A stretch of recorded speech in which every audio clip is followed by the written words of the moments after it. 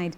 And speaking of the day's discussions, we welcome you to be part of these conversations using the hashtag Good Morning Kenya on Twitter. Our official station handle is at KBC Channel 1. And do remember to tag us individually as well. My handle is the Jane Wambui. My colleagues at Ramaguko, at Dorina Range, and at Fiyoda Shuru is how you can reach them individually. And if you still prefer to send us a message, 20154 is the number. Now, as I had mentioned earlier, today we continue with a series of discussions in regards to positive parenting that we started last week. And last week it was just helping you understand what positive parenting is all about amid this crisis that we are in, the COVID-19 pandemic. So today we pick up from where we left off last week, and today we look at a different aspect of parenting, and this is all about parenting styles.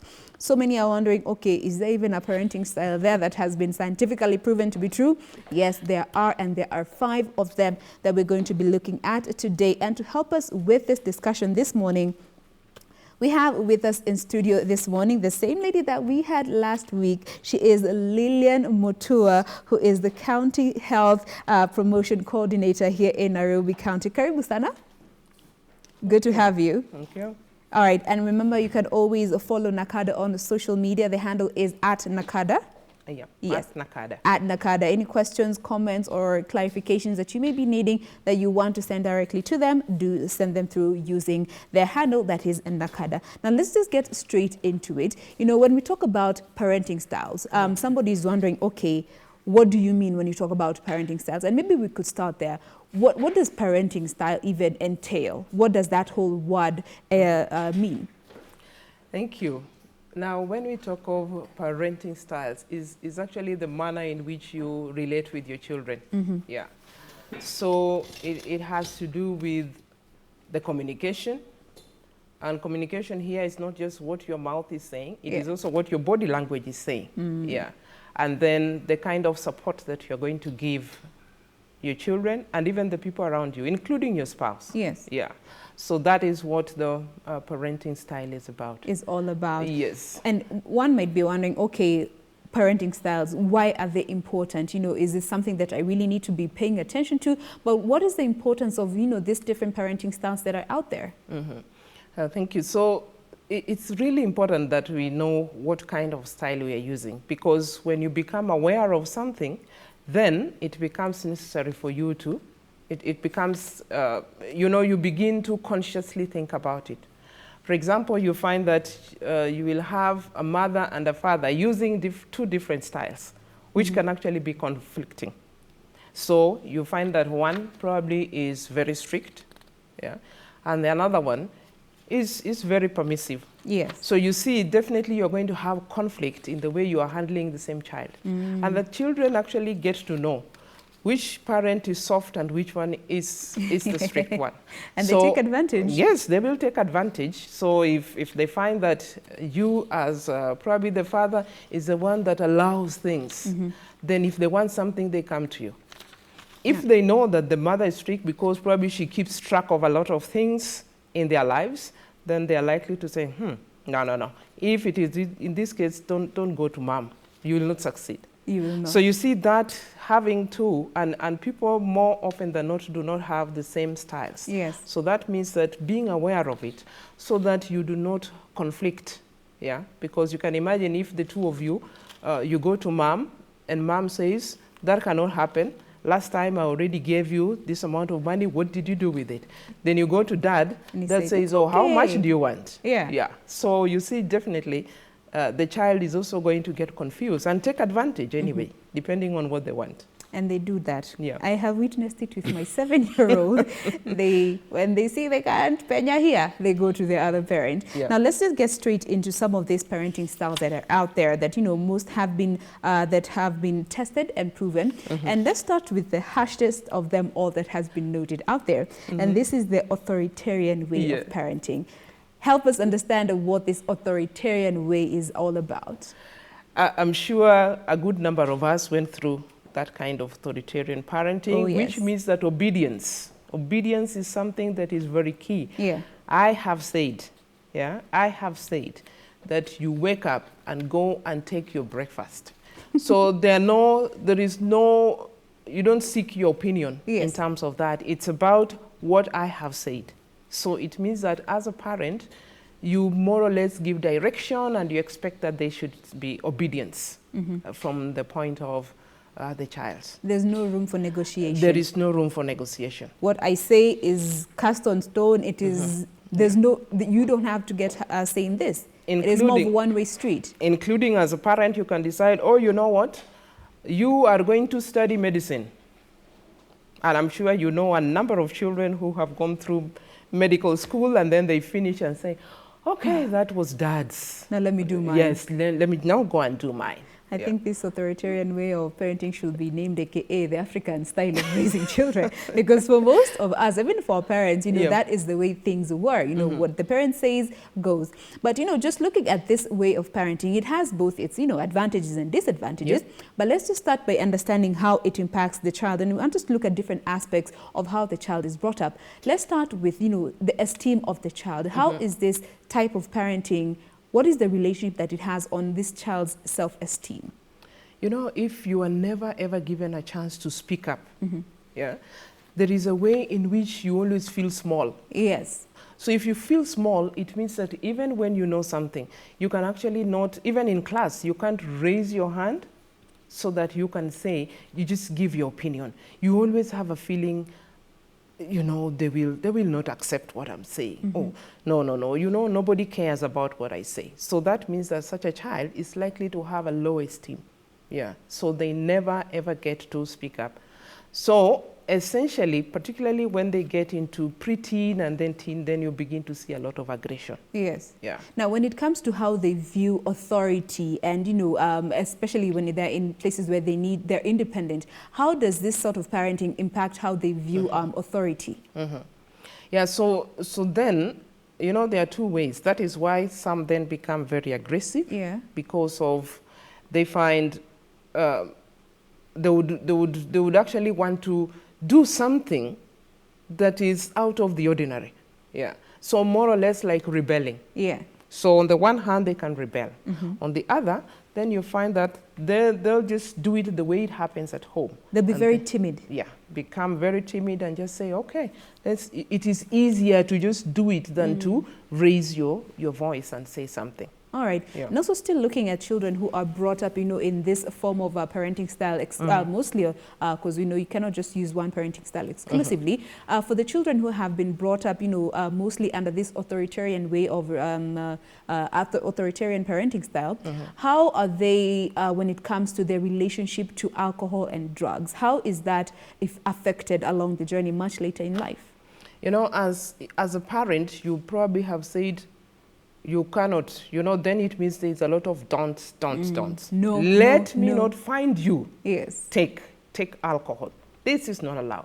But now when they get into teenage and then into young adulthood, then they're just likely to do what you told them not to do. Because now they have the freedom to do so. Just to test and see, okay, what else can you do? Because you see, when they were younger, you had a lot of authority. Probably you could even use the cane. You could punish them. But now when they are older, you know, you realize that they are taller than you, so they can look down upon you. They've developed some muscles. So it means that if you try to continue the same way, you know, they're likely to also stand up and show you that, yes, now I'm bigger. So it could either lead them extremely towards wanting to, you know, try out alcohol and all other forms of drugs. So it's a predisposing factor. Yes, it's actually a predisposing factor because remember that the person has not been able to express themselves. And you know, when you talk of things like alcohol and drugs, they are actually things that, you know, take out the best or the worst in you. Inafungua roho. So it means that it gives you an opportunity to actually say what you want to really want to say. All right. Now let's quickly move on to another type of parenting style that is out there, and this is the authoritative. The first one is authoritarian, and then we have the authoritative. Tell us a bit about the authoritative way of parenting. So the authoritative is actually warmer. So that means you are more or less saying, let's talk about it. So you see, as a parent, I still have the final say. But I'm giving you a chance to say something. So that then you say, Oh, so if it is, let's say, in careers, then you're like, okay, so what would you really want to study? Yeah. So probably they say, oh, I want to be a musician. The authoritarian one will say, what? That cannot happen in this house. In my house. In my house, that cannot happen. Yeah. But you see, as an authoritative parent, then you're likely to ask yourself, oh, so what do you want to do as a musician? Where do you study this? And then where would you study it? Okay? So once you finish, then what would you want to do? You're giving a child an opportunity to actually think deeply about what they are talking about. Okay. So whereas you do not agree with them, you're likely to say, no, it can't happen in my house. But let's talk about it. Gives you an opportunity to hear what they are saying. Then, you could even ask them questions and let them explore. And then they realize, no, I don't think that is a good one. Now, when it comes to enforcing, the rules and laws that every house has, how is the authoritative parent when it comes to this, rules and the children in the house? Yeah, like in the last week, we talked about the issue of, developing routine. Yeah. And this routine is developed with the children. So that as you come up with rules, you're also talking about the consequences of breaking the them. Consequences. So that now, when it comes to a situation where they have violated what they agreed upon, you're going to ask them, okay, so what did you say happens if you don't finish your food? They give you the answer. Say, okay, so now what happens? Yeah, because you see, probably you had agreed that if you finish your food, and sometimes it takes hours to finish this food. Yes. If you finish your food, then you're going to have 30 minutes of video game. So I said, okay, so what did you say happens if you don't finish your food? Oh, you don't do the video game. All right. So that means that now you forgo your video game. Yeah. So that way it helps the child as they grow up that they are usually the pros and cons of doing things. They're part of the decisions that involve them. Yes, yeah. And the fact that they are decisions, there is actually responsibility towards what you are doing. Now, when it comes to how this type of parenting impacts their self-esteem, how does it resonate? How does their self-esteem get to show itself in places where they are not in the presence of the parent? When you're given a chance to actually speak your mind, I give you an opportunity to speak your mind, even though in the end, I will say no. Yeah. You feel like, okay, I had tried. The chance. Yes, I had the chance, I tried. So it means that that child's self-esteem is much higher. They are able to speak up their minds. They are able to express themselves. If something is not right, they can actually stand up. Yeah, if they find that maybe somebody is being discriminated against, even if it's a classmate, they're likely to stand up and say, this is actually not right. So it means that the person has a chance to, even make decisions and also help others around them. They feel become that more their caring. voice can be heard. Yes. Yeah. All right. Yeah. Now, when it comes to how they look at authority and discipline, how are they compared at least to the authoritarian category? Yeah, in this case, when they look at discipline, then they begin to see the idea behind it. Yes, there is always the idea behind it. So that they know there are certain things that are a no-no. Even in this house, there are things that we don't discuss. Yes. Yeah, because that one is parental responsibility. But there are certain things that we can actually discuss. So it means that they get to know that, even in terms of discipline, there are certain things that you can do, and there are certain things that you can explain your way out, and so on. So it means that they're able to get that balance out of it. They understand the why behind the authority, not just the figure per se. And they are likely to ask you why. Yes, why should I do that? In the authoritarian, we were always told, I have said you must be here by 7 p.m. There's no room for why. Because I said so. Because I said so. Yeah. So there is no voice. But in authoritative, then, they could ask why, or you're going to even give explanations. For example, you see right now, people are supposed to stay home. Curfew begins at 7. Yeah. Should you be found outside, then these are the things that will happen. Yeah. If it is not curfew time, then what happens if you're out in the dark? Okay. Yeah. So would you then explain yourself? If you're running late, do you get to explain yourself and so on? So then they understand the why behind everything. What is being put in place. Yeah. Now, when it comes to their attitude towards alcohol and drug use, how are they compared to, the children who are under the authoritarian, who you find they're pretty, pushed to the edge and they might be inclined to try, alcohol and drugs? What about this category? Because there's already warmth. There's already a warmth and care between the parent and the child. So it means that even as a parent, you must have also talked about, we don't do drugs. Yeah. Alcohol is not allowed. It is not good for it's not good for your brain because your brain is still developing. Remember, you have already given reasons. You're not just saying how alcohol is not allowed. You are telling them what is it that happens when you take alcohol. These are the things that it will happen. Your age does not allow this. It's going to affect your brain because your brain is still growing and so on. So you see, you've already given a reason. Now, when it comes to drug use, you see, they are likely to remember this. Yeah, they're likely to remember this, that my parents don't approve of this. I would not want to disappoint my mother or my father. So it means that they are likely to be much more aware of the fact that this is not right. Yeah. And they think about what will the other person think about, compared to the other one who say, let's see what they will do. Fire. Yeah. Tufanye sahi kesi baadaye. Yeah. All right. So they're better positioned when it comes to making decisions about themselves involving alcohol and other drugs. Yeah. Now let's move on to the next category, which is called the permissive style of parenting. Permissive, starting from the word, tell us a bit about it. Permissive just means that everything goes. Anything goes. Anything goes. Yeah. Anything goes. And so when it comes to permissive parenting, this is likely to happen more, that we also have in our cultures. Yes. Sometimes we have children that are named after, this child is named after my father or is named after my mother. Mama na baba. Yes. So you also have these pet names of daddy, mommy, and so on. Yeah. Now, if you have a child that you're already thinking in terms of your mother or your father, it means that you're likely to allow a lot of things. Yeah.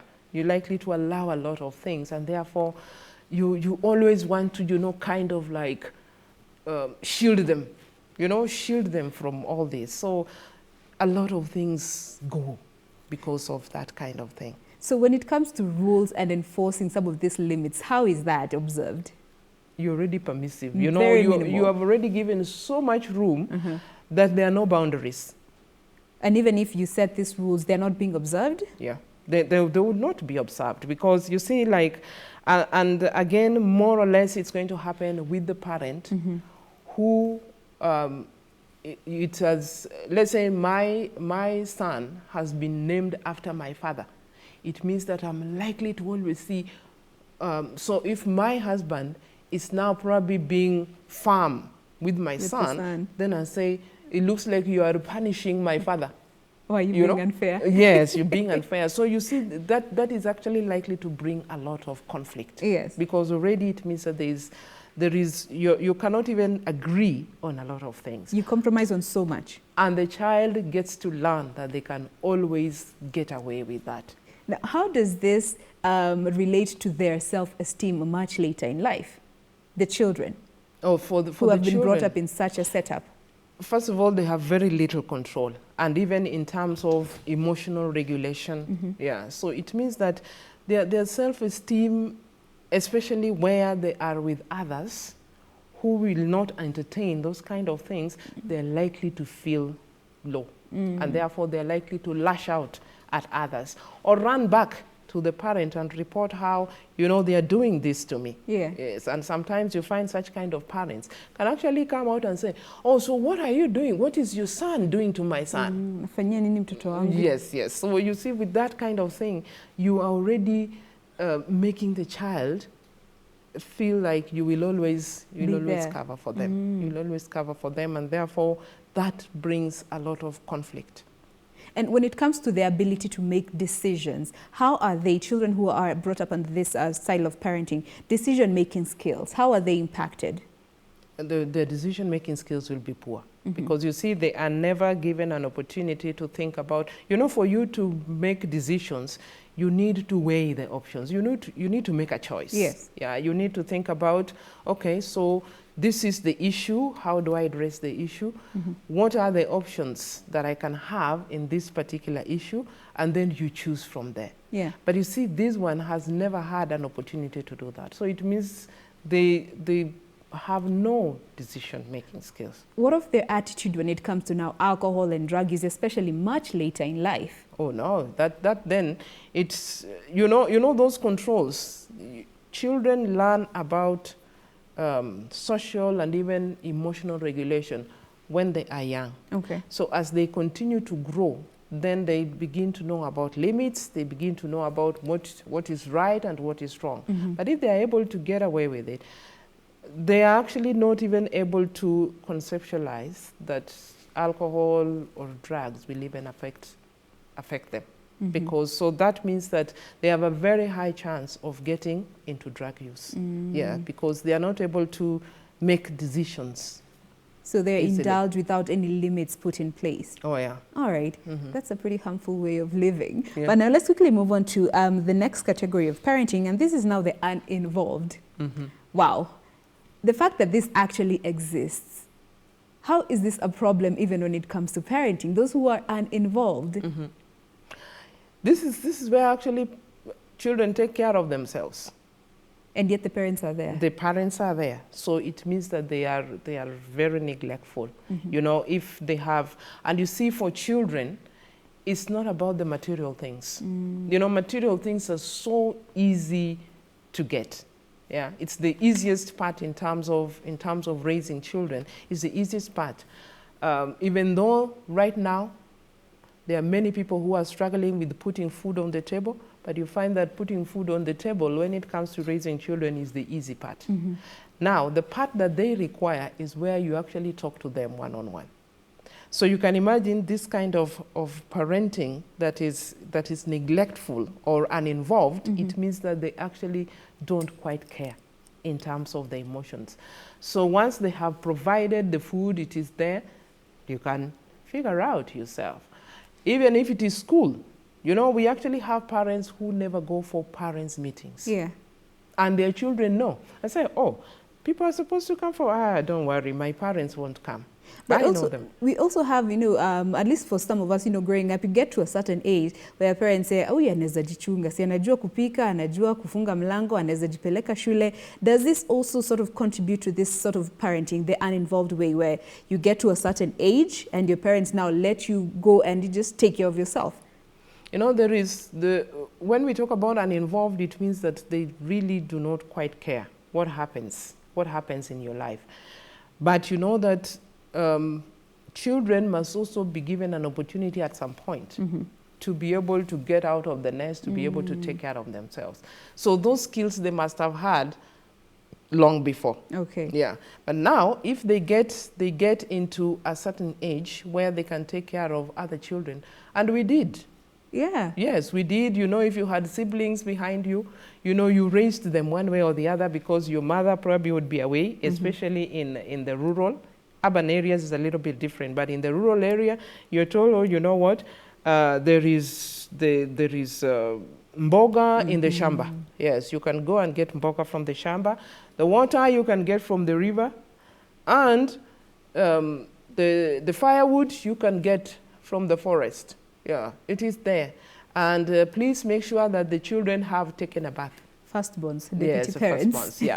So you see then, you realize that, yes, you may have been overburdened, given your age and so on. But then you realize that what you learned in that particular kind of style is that taking responsibility. So you find that you become a much better decision maker. Yeah? It's only that now when you find others who were raised in those other styles, you're going to conflict. Yeah, it becomes a very big problem. Even at the place of work, you're likely to conflict because you say, how is it possible that you're not able to think about that? That you can't you can't do these things. How? How? Yeah, because now it means that however you were raised, then also comes to that place of work. Yeah. So for this category, the uninvolved parents, for it to qualify to be the uninvolved, the parents need to be completely, absent in terms of providing emotional, psychological, and all that. Yeah. And not this way of sort of, making you responsible that we are used to. Yeah. So the child basically, it means that they are taking care of themselves. It's all right. really not that the parent nothing. is busy elsewhere. They're just And they may even be in that house. Okay. They live in the same house. It's just that you don't bother as a parent to find out also, did you even eat?